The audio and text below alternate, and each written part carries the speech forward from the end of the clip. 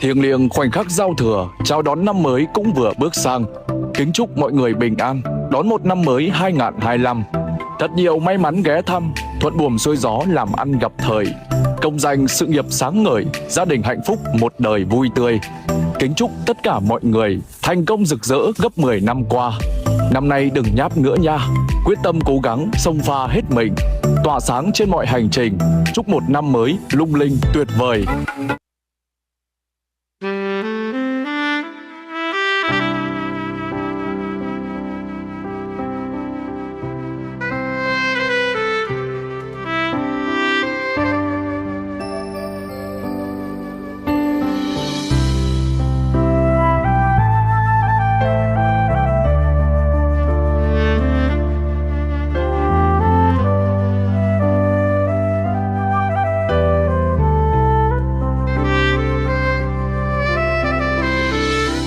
Mùa lo lù nó hai tua sâu gió trao bé y trong xài mong hò mò chỉ cho tu xe tiền nê dù lo do y lăng xài chỉ nhỏ vì chỉ tao nhỏ còn xí lu xe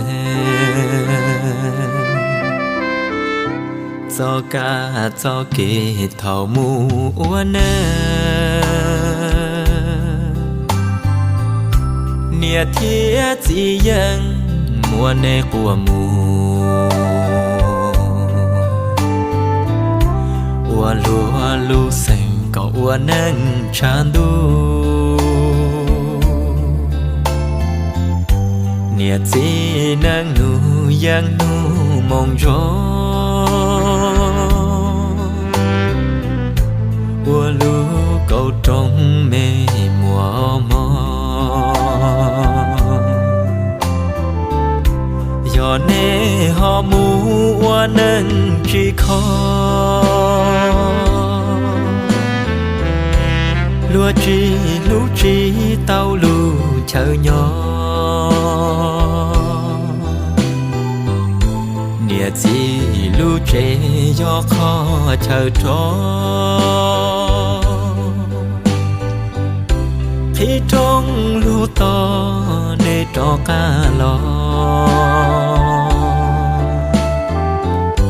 ua bên gạo mùa lia cô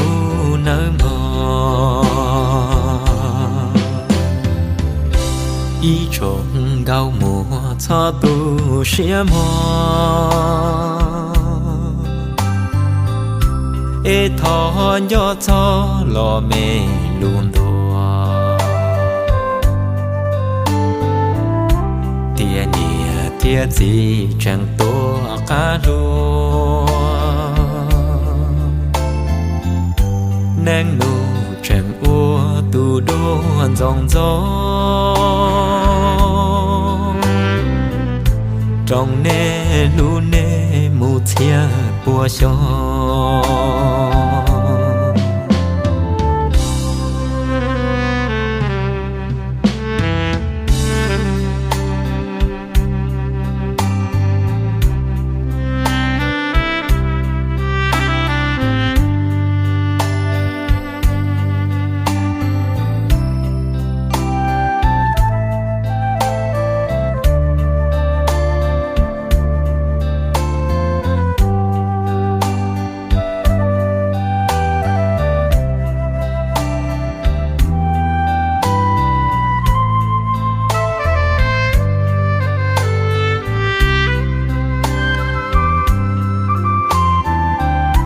gió nê họ mu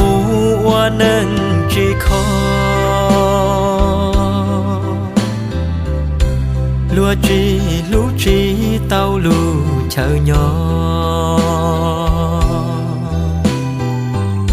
nia chỉ lu chế do khó chờ tró khi trong lu to nê cho cả lo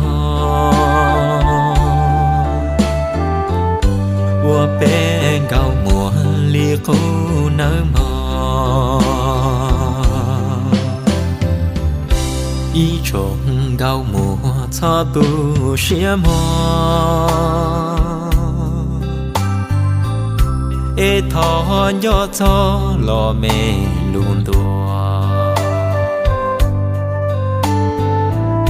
tia nia tia gì chẳng tô cá lúa nang nô chẳng ua tu đua dòng gió trong nê lu nê mù thia bùa cho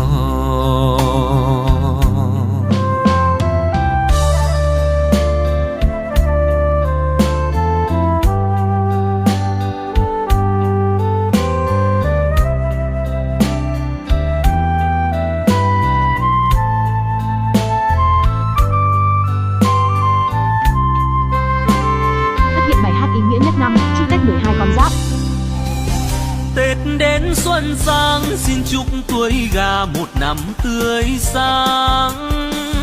chúc tuổi con heo năm sau hết nghèo tiền vô veo veo, và chúc tuổi mèo gái luôn theo, và chúc tuổi muối gái bao nuôi. Xin chúc tuổi dần sung sướng dần dần, xin chúc tuổi thân sẽ hết lân đần. Chúc ai tuổi con rồng tiền mênh mông, chúc ai tuổi con ngọ vàng đầy